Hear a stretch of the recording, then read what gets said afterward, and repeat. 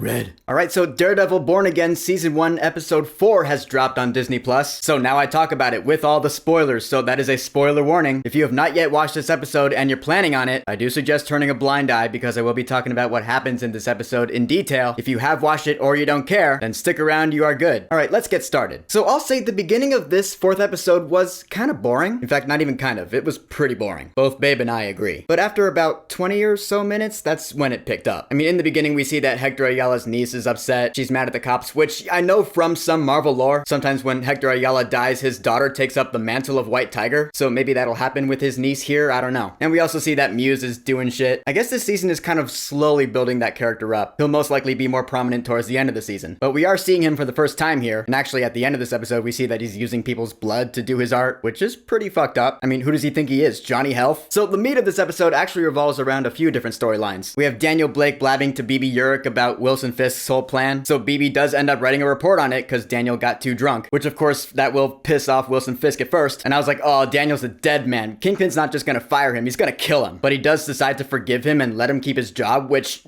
realistically, he would at least be fired. But I guess Fisk is working on forgiveness. I do feel like that axe is gonna drop somewhere down the line though. If I know Wilson Fisk from the Netflix show, either he is true to his word or Daniel's gonna screw up again and he's gonna be dead in a gutter somewhere soon. Who could say? Also, the Fisks are still in marriage counseling and we learn more about this Adam affair, which yeah, that of course does make sense. Wilson Fisk was in prison for a while after all, after the events of Daredevil Season 3. So Vanessa had an affair with some guy named Adam, which we learned towards the end of this episode. Actually, you know what? I'll get to that. I'll save that for the end. The real boring part about the beginning of this episode, though, was Matt's whole case. Matt Murdock's trying to help this guy, Leroy Bradford, get probation for stealing caramel corn from some convenience shop. I was like, who cares about this? I get they're doing this so it can be proven that Daredevil is needed again, essentially, because the system isn't really working, at least not in this case. But there are more interesting ways to prove that point, you know? I didn't care about this Leroy dude. Not nearly as emotionally invested as I was in Hector last week. Just saying. Then we get to the scene at the harbor with Fisk and his crew. And this is actually really interesting, because he's talking with his advisor Sheila on how to go about this project. And Babe and I were talking about this. We realized that Wilson Fisk really is trying to do what he believes will help New York City. He's trying to do what he thinks is right, and that is admirable, not gonna lie. Of course, he does have shady methods, no one's arguing that. In fact, at the end of this episode, we do see that he does still have some Kingpin left in him. Like I said, I'll get to that. So Matt Murdock goes down to the scene of the crime of Hector Ayala's murder to play detective, which of course he was gonna do that because he's Daredevil, for crying out loud. And he does find the bullet that was used, and hey, what do you know, it's got a Punisher skull engraved on it. That's convenient. Like, who would go through so much trouble to get a Punisher skull engraved on a bullet, for God's sake? But it's okay, because this leads to the best scene in the episode, and honestly one of the best scenes in the entire season so far, because Matt's like, I should probably go pay that guy a visit, it's been a while. Yes, it's here in episode 4 that we get our return of Frank Castle, the Punisher, played once again by the great Jon Bernthal. Man,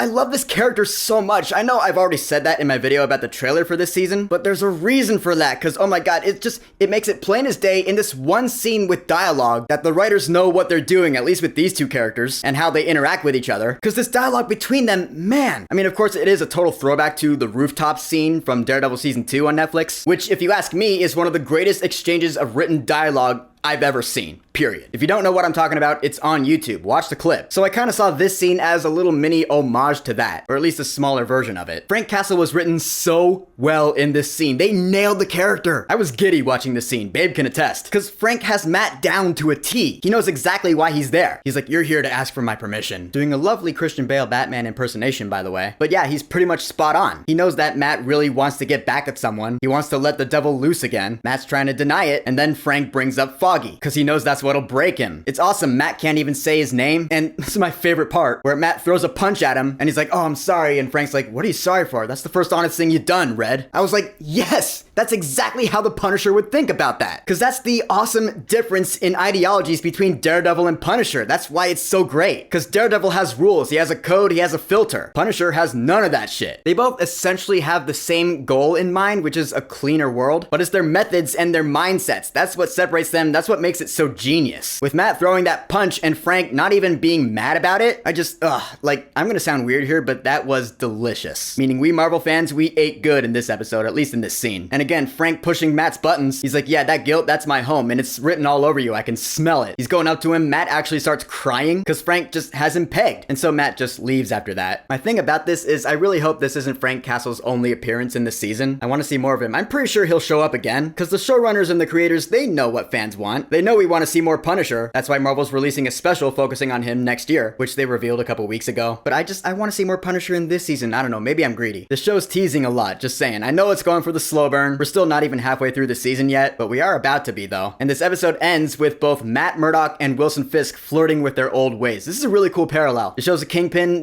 now I'm getting back to it. He goes down to this dungeon or whatever to eat his dinner. And it shows that he's keeping Adam locked up in a cell. And we're all like, oh shit. Yeah, Wilson Fisk is still most definitely the Kingpin. What can we say? Some things never change. Vanessa thinks people can change?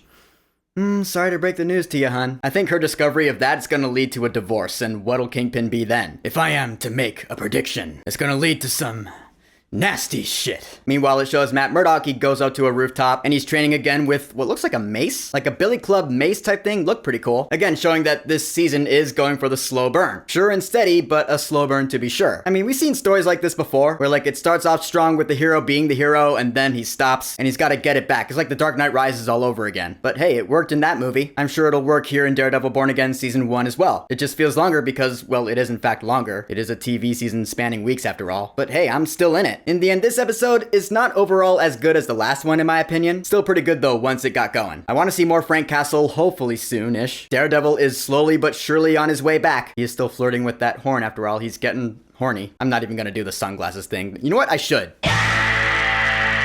But yeah, still digging the vibe of this show. And next week we will be officially halfway through. But until then, Daredevil Born Again, Season 1, Episode 4, Sic Semper Systema, which in Latin roughly translates to thus always for the system. What are your thoughts on this episode, and what are your theories and predictions for next week and the rest of the season? Whatever you think, go ahead and leave a comment. And of course, thank you for subscribing. Now if you'll excuse me, oh yeah. New Hunger Games prequel book, Sunrise on the Reaping, is finally out. I've gotten started on this. Chapter 1 is certainly familiar, but still stressful all the same. So I'm gonna keep going on this bad boy. Peace!